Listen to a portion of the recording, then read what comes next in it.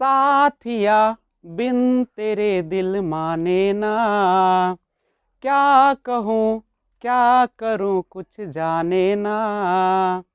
साथिया बिन तेरे दिल माने ना, क्या कहूँ क्या करूँ कुछ जाने ना। ए तेरा दीवाना है इतना बेगाना है, और कोई चेहरा पहचाने ना। साथिया बिन तेरे दिल माने ना, क्या कहूँ क्या करूँ कुछ माने ना।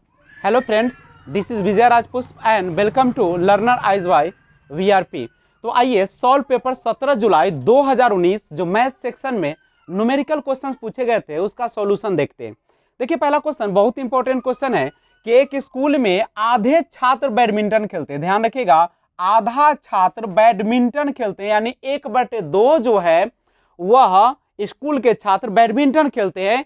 1/4 जो है आपका वॉलीबॉल खेलते हैं, और 1/8 टेनिस खेलते हैं, 1/16 शतरंज खेलते हैं, और बाकी जो है वह तैराकी के लिए जाते हैं। यदि वॉलीबॉल खेलने वाले, ध्यान दीजिएगा यहाँ पे वॉलीबॉल खेलने वालों की संख्या दिया है 160।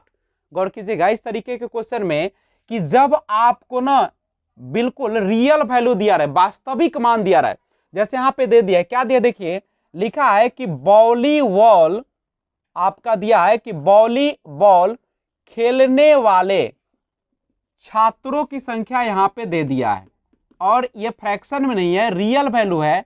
तो वॉलीबॉल खेलने वाले छात्रों की संख्या कितना दिया है 160, ये आपका वास्तविक मान है। लेकिन वॉलीबॉल खेलने वाले देखिए फ्रैक्शन में कितना है, भिन्न के रूप में देखिए यहाँ पे दिया है, तो ये फ्रैक्शन के रूप में दिया है 1/4। तो 1/4 जो है 1/4 जो छात्र हैं वह वॉलीबॉल खेलते हैं फ्रैक्शन के रूप में, और रियल में कितना 160। एक पर निकालिएगा तो 160, ये नीचे है भाग में, तो इधर आएगा तो गुना में हो जाएगा, तो एक बराबर हो जाएगा 640, यानी आपका एक है, यानी कुल मान जो हो जाएगा वह 640, यानी टोटल स्कूल में कितने छात्र होंगे तो 640 होंगे।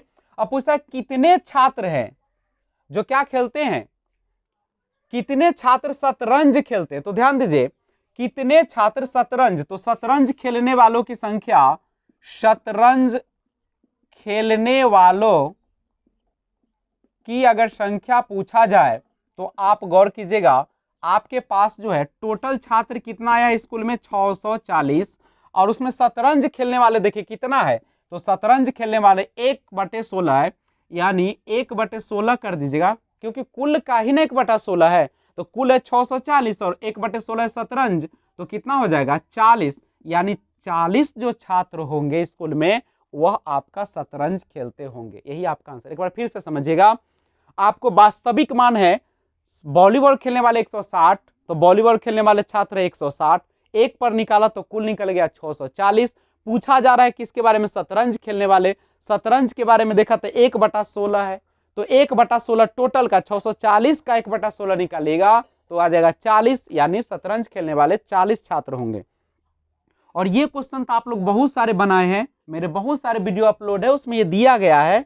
तो देखिएगा इसका पूर्णांक तोड़िए, 18 चक 72 और 3 जोड़िएगा तो कितना हो जाएगा, 72 और 3 75 हो जाएगा। और ये देखिएगा 18 चक 72 और 3 75, और बटा में 4, और कितने चतुर्थांश है, चतुर्थांश माने 1/4, और जब भी कितना वाला क्वेश्चन आता है तो भाग करते हैं, तो क्या हो जाएगा 75/4, और ये 4 ऊपर जाएगा तो 4 से 4 कट जाएगा, यानी कह सकते हो कि 75 जो है वह 18.3/4 में चतुर्थांश शामिल है। अंकों 2, 3, 4, 6, 7, 8 को निम्नलिखित रिक्त स्थानों में व्यवस्थित किया गया है। आपको यह संख्या को इस तरीके से व्यवस्थित किया जाना है कि योग करने पर अधिकतम संख्या मिले। और आप ही बताइए अधिकतम संख्या होने के लिए आपको इकाई दहाई सैकड़ा, अगर मान लीजिए कि यहाँ पे सैकड़ा है और यहाँ पर भी सैकड़ा है, तो जब सैकड़ा के स्थान पर दोनों बड़ा बड़ा लीजिएगा तभी जाके सबसे बड़ा होगा, तो सबसे बड़ा ले लीजिए। आप इसी तरीके से लिखेंगे ऐसे करके बड़ा को, तभी आपका ये अधिकतम संख्या हो सकता है। जैसे आप इसमें सबसे बड़ा देखें तो कितना है, 8 है, 8 को यहाँ रखें, उसके बाद कौन होगा, 7 होगा, ये हट गया। उसके बाद है 6 तो 6 रख दिए, उसके बाद है आपका 4 तो 4 रख दिए, उसके बाद आपका 3 है तो 3 रख दिए, उसके बाद 2 है तो 2 रख दिए। अब जोड़िएगा तो ये अधिकतम आ जाएगा। जोड़ के देखिए 3 और 2 कितना हो जाएगा, 5, 6 4 10, 8 7 15, 1 16, यानी 1605 होगा। इससे ज्यादा इन संख्याओं के हेल्प से अधिकतम योग नहीं निकाला जा सकता है। और ये क्वेश्चन काफी देखने के लिए बहुत बड़ा है लेकिन बिल्कुल आसान है, जरा गौर से देखिएगा। दीपा एक डाकघर में पत्र और पार्सल, ध्यान रखिएगा दो चीज है, एक है पत्र और एक है आपका पार्सल, डाक से भेजने के लिए जाती है। पत्र माने सिंपल जो आप लिखते हैं लेटर, और पार्सल होता है जिसमें कुछ वजन होते हैं। तो कहता है कि डाक इस प्रकार चित्रित की गई है कि पत्र का भार देखिएगा, जब 20 ग्राम होगा चाहे उससे कम होगा तो 5 रुपए लगेगा। तो आप ही बताइए, मान लीजिए पत्र का भार अगर हम कहें कि 45 ग्राम है तो कितना पैसा देना होगा। देखिए 20 ग्राम के लिए आपको देना पड़ेगा कितना, 20 ग्राम के लिए तो 5 रुपए देना पड़ेगा, और बच गया क्या ग्राम, और 25 ग्राम, तो फिर 25 को 20 में तोड़िएगा, यही ना। अब गौर कीजिए, और प्रत्येक अतिरिक्त 20 ग्राम के लिए आपको 2 रुपए देना पड़ता है। तो अतिरिक्त जो ये 20 ग्राम होगा उसके लिए आपको कितना देना पड़ेगा, 2 रुपए देना पड़ेगा। और उससे कम भी रहेगा तो अगर मान लीजिए यहाँ पे 5 ग्राम है तो उसके लिए भी कितना देना पड़ेगा, 2 रुपए। तो पहला है इस शर्त यही याद रखिएगा कि 20 ग्राम चाहे उससे कम रहे पहली तो 5 रुपया, और उसके बाद जितना भी 20 के बाद 20 आ जाए 30 आए जो भी आ जाए तो 20 अतिरिक्त, और उसके बाद जो 20 ग्राम अतिरिक्त होगा चाहे उससे कम होगा तो 2 रुपए देना पड़ेगा। तो जैसे आपने यहाँ पे 45 को तोड़ा तो 20 20 प्लस 5 तोड़ा, तो 20 ग्राम के लिए तो आपने दे दिया क्या रुपया, 5 रुपया। और उसके बाद अतिरिक्त फिर 20 ग्राम है तो उसके लिए आपने दिया 2 रुपए, फिर 5 ग्राम है तो फिर तो 20 ग्राम से कम है तो उसके लिए भी आपको देना पड़ेगा 2 रुपए। तो अगर आपको क्वेश्चन दिया रहे तो आप इसी तरीके से बनाइएगा। अगला क्वेश्चन, सॉरी क्वेश्चन समझिएगा। और कहता है कि पार्सल के लिए दो चीज है, एक है पत्र और एक है पार्सल, दोनों पर ध्यान रखेंगे आप। पार्सल का भार जो है अगर 50 ग्राम या उससे कम रहेगा पहली बार तो 5 रुपए, और उसके अतिरिक्त 50 ग्राम के लिए 3 रुपए देना पड़ेगा। तो आइए क्वेश्चन की ओर देखते हैं। हमारे पास सबसे पहले स्टार्ट होता है पार्सल। पार्सल जो हमारे पास कितने ग्राम का है, 250 ग्राम का है। आप ही बताइए हमारे पास क्या दे रहा है कि 50 ग्राम, तो हमको 50 में ही तोड़ना पड़ेगा। हम इसको तोड़ेंगे तो 50 में तोड़ दिए। आप ही बताइए 250 पुराने के लिए, 250 पुराने के लिए आपको इस तरीके से जाना पड़ेगा, यानी पहलक्का 50 ग्राम के लिए आपको कितना रुपया देना पड़ेगा, 5 रुपए। मैंने इसको दे दिया 5 रुपए। अब गौर कीजिए, अब जो भी है 50 ग्राम वह सबके लिए अतिरिक्त के लिए कितना पैसा दे रहा है, प्रत्येक अतिरिक्त 50 ग्राम के लिए 3 रुपए देना पड़ेगा। तो आप ही बताएं ये 3 कै बार दीजिएगा, एक बार इसके लिए, इसके लिए, इसके लिए 4 बार दीजिएगा। अब जोड़ के देखिए 3 और 6 और 3 9 और 3 12 और 5 कितना, 17 रुपए आपको चार्ज यहाँ पे देना पड़ेगा। ऊपर देखिएगा, मैं ऊपर लिखता हूँ, नीचे जगह कम है तो गौर कीजिएगा। तो यहाँ पे नेक्स्ट है आपका, अभी पार्सल की बात चल रही है तो पार्सल में अगर गौर कीजिएगा, अब आपके पास कितने ग्राम का पार्सल है, 300 ग्राम का पार्सल है। और कह रहा है कि पहला 50 ग्राम के लिए तो हम 50 के हिस्सों में तोड़ देंगे। कोई जरूरी नहीं कि हम इतना लंबा करके तोड़े। देखिए 50 निकाल लीजिएगा तो ये तो 250 बचेगा, और 250 यानी 50 का कितना होगा, 5 बार लिखेगा तो 250 पुर जाएगा, डायरेक्ट लिख दीजिए। देखिए पहलक्का 50 ग्राम के लिए आपको कितना लग रहा है पार्सल का चार्ज, तो पहलक्का के लिए लग रहा है 50 ग्राम के लिए 5 रुपए, तो मैंने इसको 5 दे दिया। और उसके बाद जितना भी 50 ग्राम होगा प्रत्येक अतिरिक्त 50 ग्राम के लिए 3 रुपए लग रहा है, और कितने बार है, 5 बार, तो कितना हो जाएगा, ये 5 और 5 ये 15, यानी आपको 20 रुपए और देने पड़ेंगे, यानी टोटल 20 रुपए हो गया। अब नीचे आइए, अब यहाँ पे पार्सल खत्म हुआ, अब 2 पत्र है, और पत्र के लिए आप पत्र में ही जाएंगे, ऐसा ना कि पार्सल में ही बना दीजिएगा। अब यहाँ पे देखिए पत्र में जाइएगा तो मेरे पास है 20 ग्राम, और पत्र में देखिए 20 ग्राम या उससे कम भी रहेगा तो 5 रुपया लगेगा, दे दिए। अब उसके बाद हमको दूसरा पत्र जो है कितने ग्राम का है, 35 ग्राम का है, तो 35 ग्राम का है, और मेरा चल रहा है किस रूप में, 20 ग्राम के रूप में चल रहा है, तो हम इसे 20 ग्राम के रूप में लाते हैं। तो पहला हो जाएगा 20 ग्राम और 15 ग्राम और दे दीजिए। तो देखिए 20 ग्राम का चार्ज कितना लग रहा है, 20 ग्राम का चार्ज लग रहा है 5 रुपए, और 15 ग्राम 50 ग्राम या उससे कम रहेगा तो 5 रुपया कितना लग जाएगा प्रत्येक अतिरिक्त 20 ग्राम। अतिरिक्त 20 ग्राम, देखिए पहला का 20 ग्राम के लिए तो आपने बैठा दिया 5, बस ध्यान रखिएगा कि पहला में ही पहला वाला अप्लाई करेगा, उसके बाद जितना भी आएगा सब में दूसरा चलेगा, इसमें भी पत्र हो चाहे पार्सल हो। तो पहला के लिए 20 ग्राम के लिए मैंने, अगर मान लीजिए फिर यहाँ पे 20 अगर आ जाता तो फिर 5 रुपए मत देते, अतिरिक्त के लिए देना पड़ेगा 2 रुपया। तो पहला का के लिए आपने दे दिया 5 रुपए। अब 15 ग्राम के लिए देख लीजिए दूसरा, प्रत्येक अतिरिक्त 20 ग्राम, और अगर 20 ग्राम आता तो 2 रुपए, चाहे उससे कम भी आएगा तो 2 रुपए, तो इसके लिए 2 रुपए दे दिए, यानी कितना रुपया लग गया 7। अब कितना लगा, अब क्वेश्चन है कि उसे कितना डाक शुल्क देना होगा। ये जो आपका डाक शुल्क है वो कितना देना होगा, तो देखिए सबसे पहले आपने दिया 17 रुपया, फिर आपने दे दिया उनको 20 रुपए, और उसके बाद आपने फिर कितना दिया 5 रुपए दिया, फिर आपने 7 रुपए दिया, जोड़ लीजिए 7 और 7 14, 5 19, हासिल 1, 2 1 3 1 4, यानी आपको टोटल जो डाक खर्च होगा वह 49 रुपए का होगा। अगर आपको समझने में दिक्कतें हो रही है तो आप इसे फिर से रिकैप करके देख लीजिएगा। 50 में एक पूर्ण संख्या जोड़ी जाती है। पूर्ण संख्या किसे कहते हैं, सबसे पहले समझिए। प्राकृतिक संख्या जो होती है अगर उसमें शून्य को शामिल कर दिया जाता तो उसी को हम कहते हैं पूर्ण संख्या। तो कहता है कि 50 में एक पूर्ण संख्या जोड़ी जाती है। आप कोई भी जोड़ लीजिए ना, आपकी मर्जी। हमको माने कि हम 5 जोड़ दें, हम 5 जोड़ेंगे, आपको माने 0 जोड़े तो 0 जोड़ेंगे, और फिर वही संख्या 50 में से घटा दी जाती है। 50 में जितना जोड़े हैं ना उतना ही घटा दीजिए, और दोनों संख्याओं का योग, और फिर दोनों को जोड़ दीजिए। तो आप ही बताइए, ये 5 रुपए कमाए या 5 रुपए गमाए तो कै रुपया बचा, 0। अब 50 और 50 जोड़िएगा तो क्या होगा 100। यानी किसी भी संख्या में सेम संख्या जोड़ा जाए और फिर उसी संख्या में घटाई जाए तो उसी दोनों संख्याओं का योग आंसर होगा। ये क्वेश्चन देखिएगा, एक बीकर में 3/7 भाग पानी है, तो आप ही बताइए 3/7 भाग पानी है, यानी 7 गो में 3 गो भाग पानी है, तो कितना और बच गया, 7 में से 3 घटा दीजिएगा वही भाग न बचेगा, तो कितना पानी नहीं, देखिए यही बीकर है और इसमें यहां तक जो है आपका 3/7 भाग पानी है, तो ये जो बचलहवा है कितना होगा, 7 में से 3 भर गया तो 4/7 नहीं होगा, तो ये हो जाएगा 4/7 भाग। और 4/7 भाग जो है वह क्या है, पानी और चाहिए, तो पानी बीकर भर जाएगा पानी से। तो पानी से भरने के लिए कितना लीटर पानी की आवश्यकता है, 16। तो आप ही बताइए, जब 3/7 भाग पानी है और ऊपर जो खाली है वो कितना खाली, 4/7 भाग, और वही खाली भाग न दिया गया 16 लीटर, मतलब उतना और रहता तो भर जाता, तो 16, तो एक भाग निकालिएगा तो कितना होगा 16। ये नीचे है तो ऊपर गया, ऊपर है तो नीचे आया, 4 चक्का 16, यानी उस बर्तन का जो टोटल धारिता होगा वह कै लीटर का होगा, आपका 28 लीटर। बीकर की धारिता यानी इस पूरे को भरने के लिए 28 लीटर चाहिए। ये देखिएगा, अवरोही क्रम, दो तरह का क्वेश्चन आएगा, आरोही और अवरोही।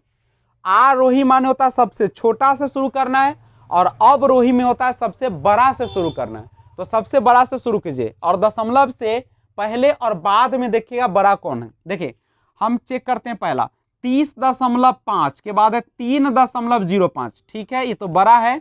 अब यहाँ देखिए 3.05 है ना, आई 3.055 है, यहाँ 5 है, और दशमलव के बाद यहाँ 0 रहता है आगे। तो आप ही बताइए 5 0 बड़ा है कि 5 5 बड़ा है, तो ये ना बड़ा है, तो इसको यहाँ ना होना चाहिए था, तो ये मेरा गलत हो गया, चूंकि अवरोही क्रम में सबसे बड़ा चाहिए हमें। इसमें देखिए 3.05 है और 3.005 है। आप ही बताइए, यह 3.05 है, यहाँ आ गया 3.50, ये 3 रुपया 5 पैसा है या 3 रुपया 50 पैसा है, तो बड़ा तो ये न है, तो इसको नहीं हराना चाहिए, भी गलत हो गया। 30.5, 3.55, 3.0, देखिए 3 दशमलव यहाँ पहले 5 है, दशमलव के बाद 0, तो छोटा है, ठीक है। अभी देखिए छोटा है, अब ये छोटा है, ये छोटा है, यानी आपका आंसर जो है यह जो है बिल्कुल सजा हुआ। अगला भी चेक कर लीजिए, 30.5 है, 3.50 और 3.05 आई 3.55, फिर देख लीजिए यहाँ पे 5 है 0, यहाँ 5 5 है, तो ये तो पहले ना होना चाहिए था, ये भी गलत। तो आपका सही जो आंसर होगा वह ऑप्शन नंबर 3 होगा। अवरोही क्रम में सजाने के लिए याद रखिएगा, पहले सबसे बड़ा, तब उससे छोटा, छोटा छोटा करते करते अंत में सबसे छोटा। एक दुकानदार ने 5.3 केजी बादाम, 2100 ग्राम किशमिश और 2.2 किलोग्राम काजू को मिला दिया तथा इस मिश्रण के बराबर बराबर 2 दर्जन पैकेट बना दिए। प्रत्येक पैकेट का भार क्या होगा? तो गौर कीजिएगा, सबसे पहले 5.3 केजी है, 1000 से गुणा कर दिया तो ग्राम में चेंज हो जाएगा, ये भी ग्राम में है। 2.2 केजी है, इसको ग्राम में बदलने के लिए 1000 से गुना करना पड़ेगा। तो टोटल जो ये ग्राम होगा कितना होगा देख लीजिए, 5.3 है, 1000 से गुना कर दीजिएगा, एक अंक के बाद 5300 आ गया, 2100 है, और ये 22 पर 3 गो जीरो, एक अंक के बाद दशमलव, यानी आप इसको जब जोड़िएगा पूरा जोड़ के देखिए 0 0 0, फिर जोड़िएगा 0 0 0, और उसके बाद है 3 और 1 4 और 2 कितना होता है 6, 5 और 2 7 और 2 कितना होता है 9, यानी 9600 ग्राम पूरा है।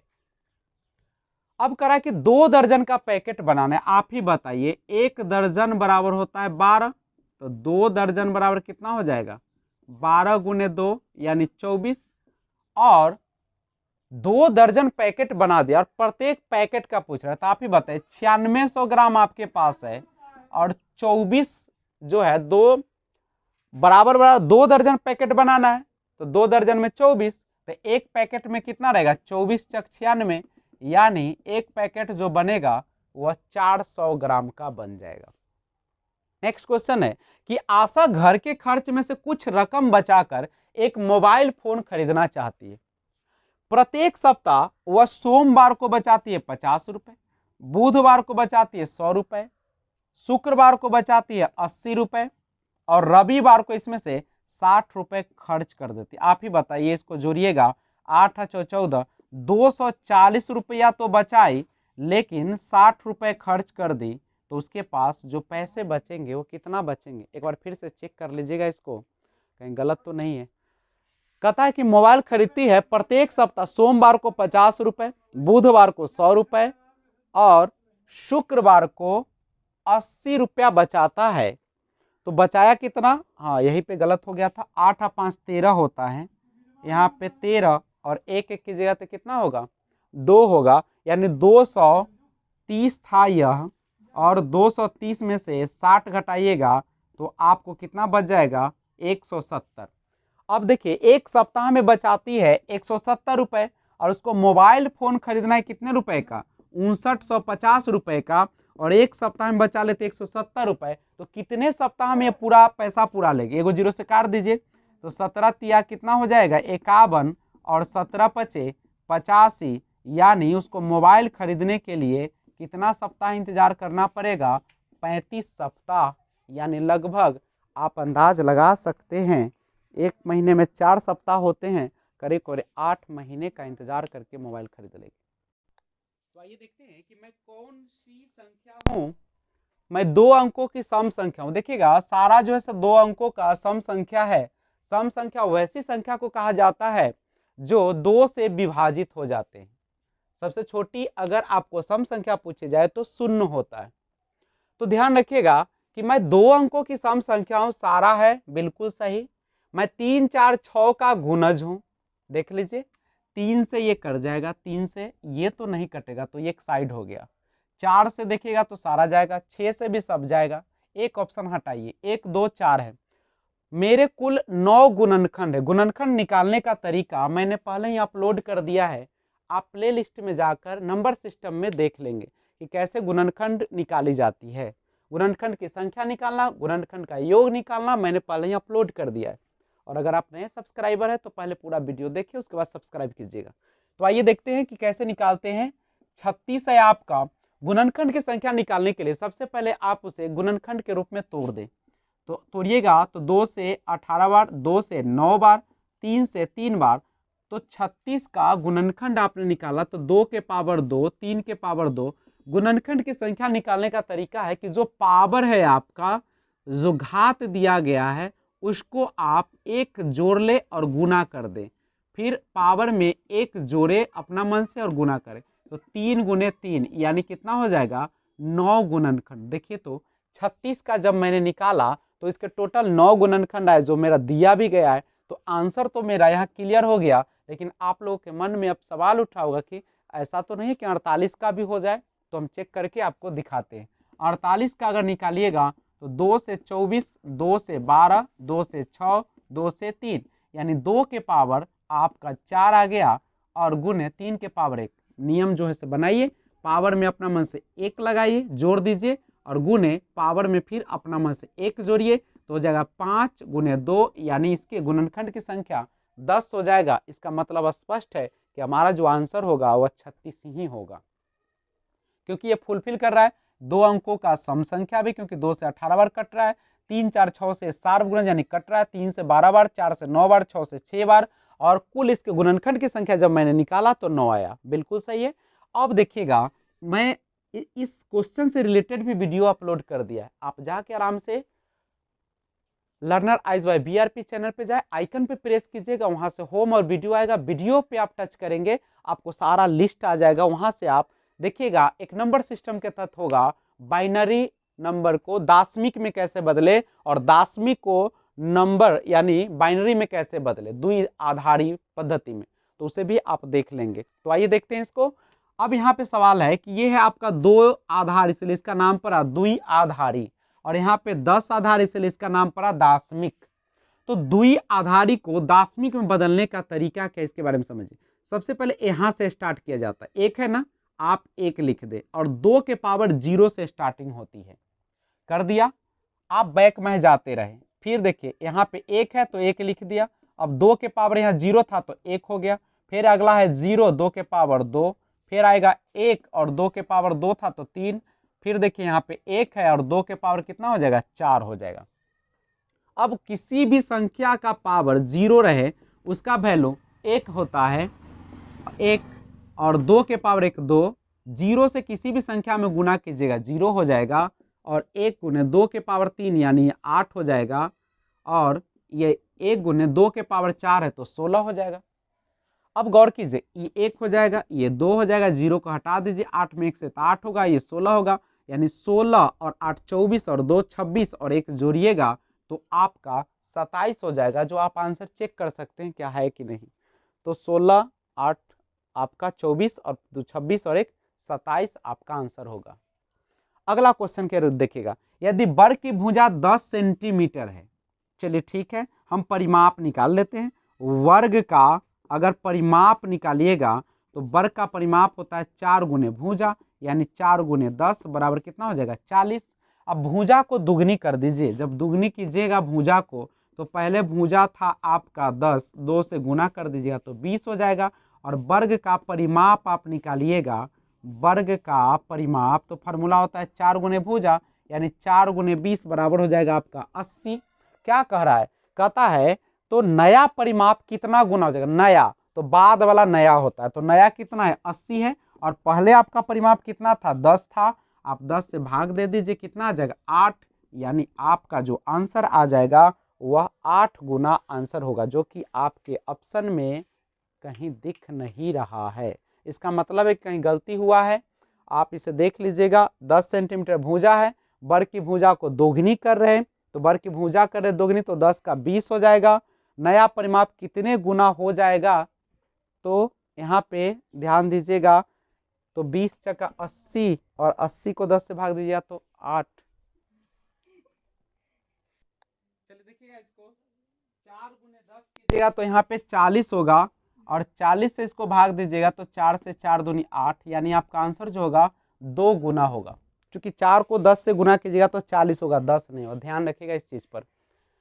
तो इस तरीके से आपका ये क्वेश्चन समाप्त हुआ।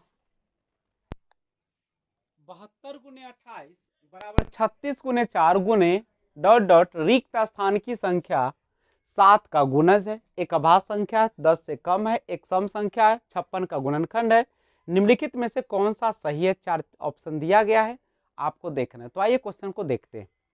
सबसे पहले आपका क्वेश्चन है 72 गुने 28 बराबर 36 गुने 4, जहां रिक्त स्थान वहां पे x भर दीजिए। आप हल कीजिए। 36 से 36 दूनी 72, 4 से 4 सते 28, यानी x का वैल्यू कितना आ गया 14। अब बात कीजिए 7 का गुणज है कि नहीं है। 7 दूनी 14 है, ऑप्शन 1 सही है, ये सही है। एक अभाज्य संख्या है, क्या 14 अभाज्य संख्या है। अभाज्य संख्या वह संख्या होती है जिसके केवल 2 गुणनखंड होते हैं। इसका देखिए, एक ये कटेगा 2 से, एक कटेगा 7 से, एक कटेगा 14, कितने गुणनखंड हो गए 3, यानी अभाज्य संख्या नहीं है। 10 से कम है क्या 14 10 से कम है, बिल्कुल नहीं। क्या एक सम संख्या है, सम संख्या वो होती है जो 2 से विभाजित 2 से 14 कट जाएगा, बिल्कुल 2 सते 14, तो 14 सम संख्या है। 56 का गुणनखंड है, 14 चक्का 56, 56 का गुणनखंड है, तो आंसर हो गया 1 4 5। देखिए ऑप्शन कहाँ पे है, 1 4 5 फर्स्ट नंबर पर है, यानी आपका जो आंसर हो जाएगा वह ए नंबर ऑप्शन बिल्कुल सही हो जाएंगे। नई दिल्ली चेन्नई एक्सप्रेस गाड़ी की निम्नलिखित रेलवे समय सारणी को पढ़िए और प्रश्न का उत्तर दीजिए। आप देख सकते हैं स्टेशन है नई दिल्ली, आगमन है, प्रस्थान समय है, और आपको कौन सा कथन सही है आपको देखना है। तो आइए सबसे पहले स्टार्ट करते हैं भोपाल से चेन्नई। आप भोपाल को देखिए यहाँ पे है और चेन्नई आपका यहाँ पे है। ध्यान रखिएगा, जब जहाँ से आप स्टार्टिंग करेंगे वहाँ पे आपको प्रस्थान का समय देखना है और जहाँ पे पहुँच जाएंगे वहाँ पर आगमन का समय देखना, यही इसका कंसेप्ट है। तो भोपाल से चेन्नई चलते हैं। भोपाल में देखिए गाड़ी कब खुल रही है 0:05 यानी 24:05 पर। चूंकि रेलवे का समय 24 घंटे वाली घड़ी से चलती है, तो ये 24:05 हुआ है और पहुंचना है इसको चेन्नई। चेन्नई पहुंच रही है 20:45 पर। 20:45 पर आप ही बताइए, यहाँ से सिंपल सा ये क्वेश्चन है कि जब अगर यहाँ 24:00 होता तो 1 से लेके यह 20 तक जाता, यानी 20:45 होता। लेकिन ये तो 5 मिनट लेट से न चला है, 24:05 से चला है, तो 24:05 से चला है, तो आप इसमें से 5 घंटा हटा लीजिए, 5 मिनट को हटा लीजिए, तो 20 घंटा कितना लगेगा 40 मिनट लगेगा। जबकि आपका क्वेश्चन दिया है 21 घंटा 40 मिनट, जो कि बिल्कुल गलत है। अगला देखिएगा, भोपाल से विजयवाड़ा का चेक कीजिए। भोपाल से विजयवाड़ा का चेक कीजिए। भोपाल से गाड़ी खुली है 24:05 पर और विजयवाड़ा पहुंच रही है आपका कब 14:15 पर। 14:15 में पहुंच रही है। आप बताइए, फिर वही क्वेश्चन है, ऐसे जनरली अगर यहाँ 24 से देखिएगा तो 14 घंटा 15 मिनट हो जाएगा, लेकिन 5 मिनट लेट से चलिए तो 5 मिनट हटा दीजिए, 14 घंटा 10 मिनट होगा। आपका आंसर इसमें दिया है, कितना दिया है 13 घंटा 10 मिनट, ये भी गलत है। अब नागपुर से चेन्नई चलते हैं। नागपुर से चेन्नई चलिए, नागपुर से हम चेन्नई की ओर रफ्तार पकड़ते हैं, तो नागपुर में आपकी गाड़ी खुल गई है 5:35 पर और चेन्नई जा गई है 20:45 पे पहुंची। आप ही बताइए, 20:45 में पहुंची है और खुली थी 5:35 पर, तो घटा दीजिएगा, पता चल जाएगा कितना समय लगा। ये हो जाएगा 10 मिनट और ये हो जाएगा आपका 15 मिनट, यानी 15 घंटा 10 मिनट, जो कि आप दिखा रहे हैं आंसर बिल्कुल सही है।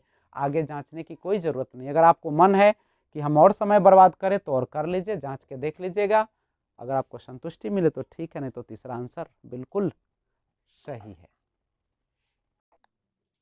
प्यार के कागज पे दिल की कलम से, प्यार के कागज पे दिल की कलम से पहली बार सलाम लिखा, पहली बार सलाम लिखा, मैंने खत महबूब के नाम लिखा, मैंने खत महबूब के नाम लिखा।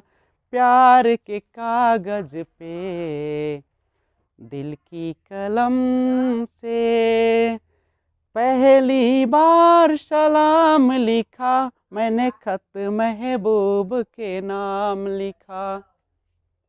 अगर आपको यह सॉन्ग और वीडियो अच्छी लगी है तो आप बेल आइकन प्रेस करने से पहले इस चैनल को सब्सक्राइब जरूर कर लीजिएगा, ताकि मैं जब भी वीडियो अपलोड करूं तो वह सबसे पहले आपके पास नोटिफिकेशन पहुंचे।